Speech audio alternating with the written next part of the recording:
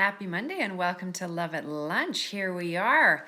Love at Lunch, where sharing knowledge feels like love. So let's talk about that.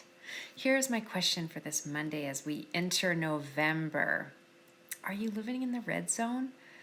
Do you feel like life is a little bit overwhelming and you are aching for some balance? I was just writing a blog for this week and talking about the gift of having brain tumors. And somebody might be like, Leona, the gift of having brain tumors? So a number of years ago, I was diagnosed with 4 brain tumors. They have stayed friendly. We've been on good terms.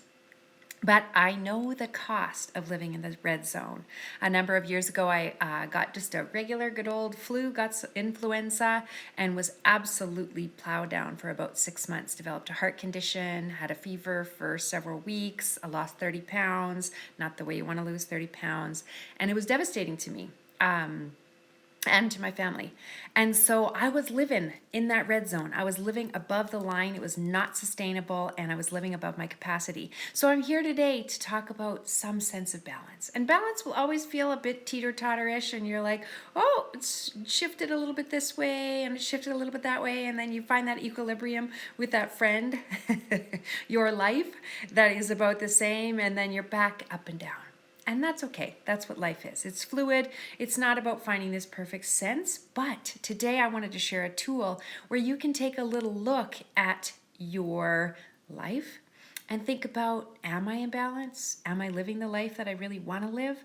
Am I living with intention? Or am I being dragged behind my life?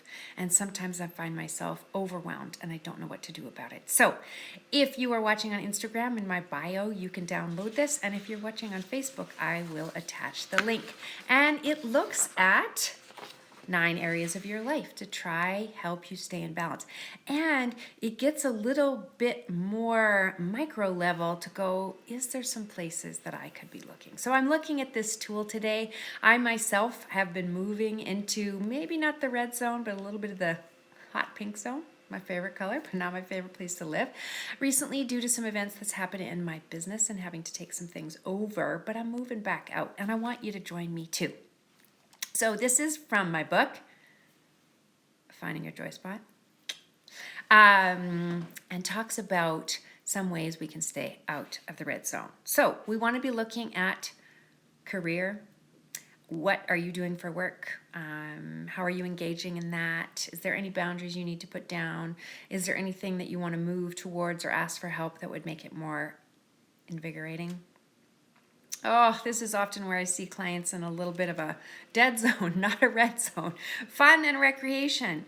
Do you even know what lights you up? What sparks joy for you? Do you know that F word?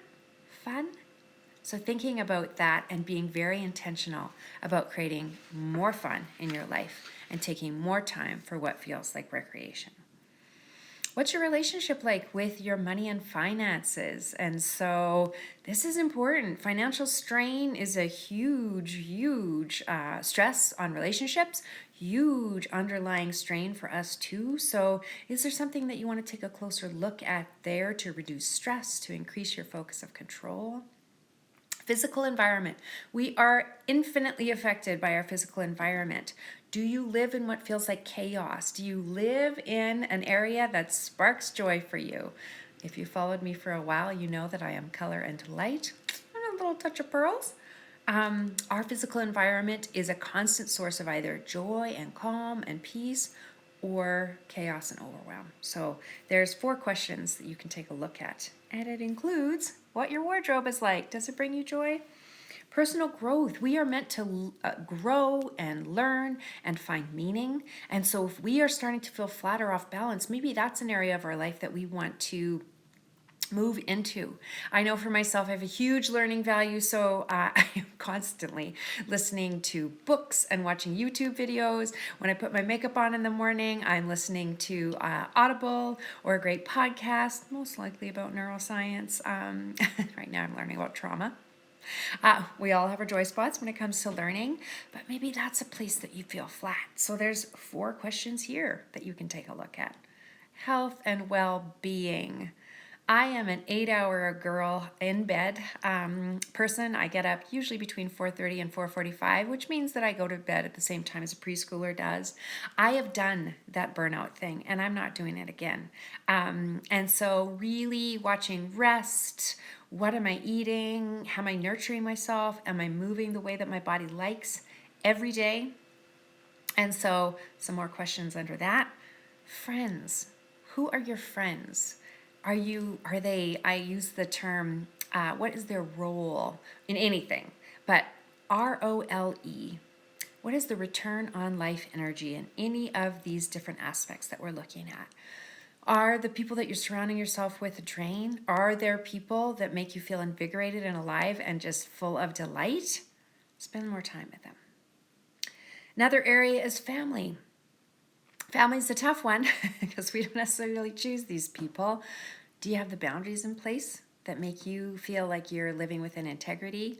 Are you asking for what you need? Are you redesigning maybe old relationships that don't serve you anymore? And especially as we head into the holiday season, sometimes that family piece becomes more evident around what we need to do. So in this doc, you get 4 things to look at, 4 questions, and then you can take it from there. If you follow me here, you will get a journaling prompt also that will help you to understand more of what you need. And then if you have a significant other in your relationship, you can live a very, very full life without one. But if you have one, you want to make sure it's a good one. And you want to make sure that your relationship is invested in. So more questions to look at there and to see what you can do to really invest in your partnership. If it's causing you some stress, are there some tweaks you want to make? Again, some conversations and practices that you want to put into place in order to be more healthy. So my beloved Love It Lunch partners, my hope is that you are not living in the red zone. My hope is that you are creating space to find a little more equilibrium and flow on a daily basis, and that you'll download this tool, take a look at these 9 different areas in your life that can help create a sense of balance and ease. You don't need to have 4 brain tumors like this one to go, wait a minute, how is it that I want to live my life? And how is it do I get these buggers from not growing? So I'll be getting an MRI in the next week, and we will find out hopefully that these buggers are not growing.